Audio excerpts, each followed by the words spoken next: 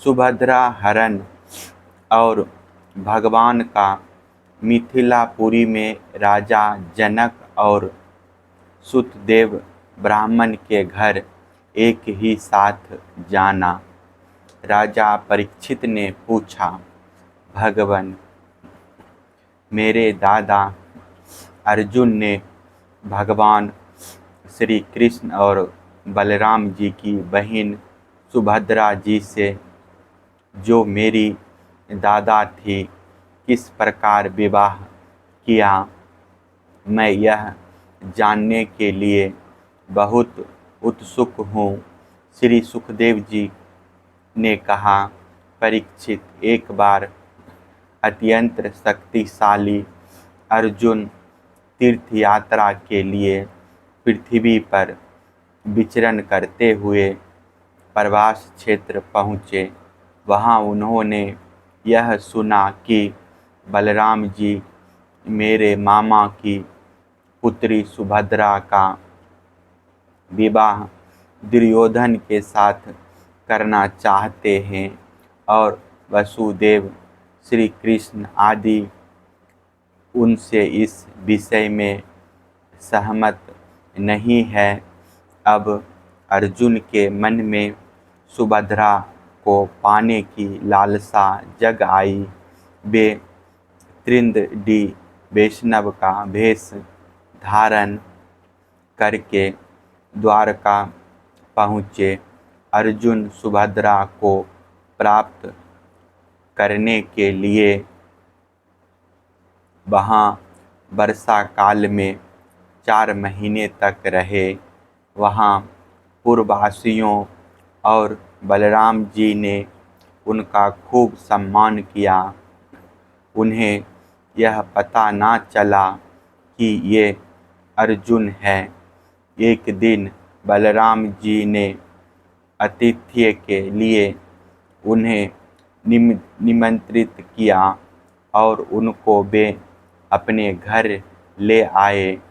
त्रिदंडी वेशधारी अर्जुन को बलराम जी ने अत्यंत श्रद्धा के साथ भोजन सामग्री निवेदित की और उन्होंने बड़े प्रेम से भोजन किया। अर्जुन ने भोजन के समय वहाँ विवाह योग्य परम सुंदरी सुभद्रा को देखा। उसका सौंदर्य बड़े बड़े वीरों का मन हरने वाला था। अर्जुन के नेत्र प्रेम से प्रफुल्लित हो गए। उनका मन उसे पाने की आकांक्षा से क्षुब्ध हो गया और उन्होंने उसे पत्नी बनाने का दृढ़ निश्चय कर लिया। परीक्षित, तुम्हारे दादा अर्जुन भी बड़े ही सुंदर थे। उनके शरीर की गठन, भाव भंगी स्त्रियों का हृदय स्पर्श कर लेती थी। उन्हें देखकर सुभद्रा ने भी मन में उन्हीं को पति बनाने का निश्चय किया। वह तनिक मुस्कुराकर लजीली चितवन से उनकी ओर देखने लगी। उसने अपना हृदय उन्हें समर्पित कर दिया। अब अर्जुन केवल उसी का चिंतन करने लगे और इस बात का अवसर ढूंढने लगे कि इसे कब हर ले जाऊं। सुभद्रा को प्राप्त करने की उत्कंठ कामना से उनका चित्त चक्कर काटने लगा। उन्हें तनिक भी शांति नहीं मिलती थी। एक बार सुभद्रा जी देव दर्शन के लिए रथ पर सवार होकर द्वारका दुर्ग से बाहर निकली। उसी समय महारथी अर्जुन ने देवकी, वसुदेव और श्री कृष्ण की अनुमति से सुभद्रा का हरण कर लिया। रथ पर सवार होकर वीर अर्जुन ने धनुष उठा लिया और जो सैनिक उन्हें रोकने के लिए आए उन्हें मार पीट कर भगा दिया। सुभद्रा के निज जन रोते चिल्लाते रह गए और अर्जुन जिस प्रकार सिंह अपना भाग लेकर चल देता है वैसे ही सुभद्रा को लेकर चल पड़े।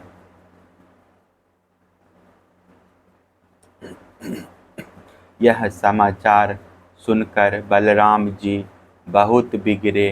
वे वैसे ही क्षुब्ध हो उठे जैसे पूर्णिमा के दिन समुद्र, परंतु भगवान श्री कृष्ण तथा अन्य सुहृद संबंधियों ने उनके पैर पकड़ उन्हें बहुत कुछ समझाया बुझाया, तब वे शांत हुए।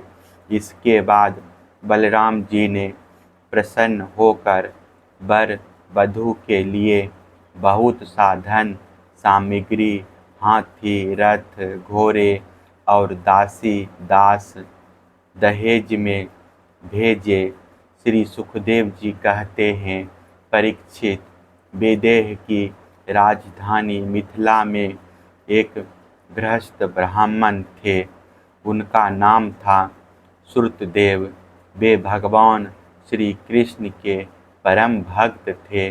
वे एकमात्र भगवत कृत से ही पूर्ण मनोरथ, परम शांत, ज्ञानी और विरक्त थे। वे गृहस्थ आश्रम में रहते हुए भी किसी प्रकार का उद्योग नहीं करते थे। जो कुछ मिल जाता उसी से अपना निर्वाह कर लेते थे। परबंधवश प्रतिदिन उन्हें जीवन निर्वाह भर के लिए सामग्री मिल जाया करती थी।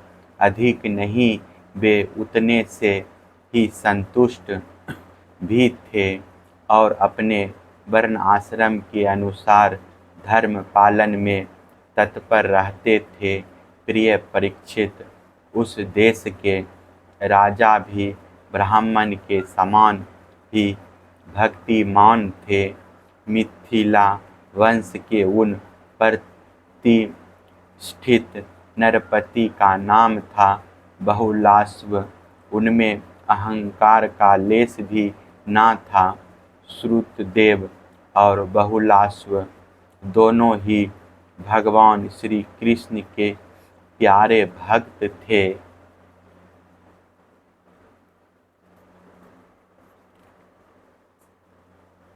एक बार भगवान श्री कृष्ण ने उन दोनों पर प्रसन्न होकर दारुक से रथ मंगवाया और उस पर सवार होकर द्वारका से विदेह देश की ओर प्रस्थान किया। भगवान के साथ नारद, वामदेव, अत्रि, वेदव्यास, परशुराम, असित, अरुणि, मैं, सुखदेव, बृहस्पति, कण्व, मैत्रेय, च्यवन आदि ऋषि भी थे। परीक्षित, वे जहाँ जहाँ पहुँचते वहाँ वहाँ के नागरिक और ग्रामवासी प्रजा पूजा की सामग्री लेकर उपस्थित होती।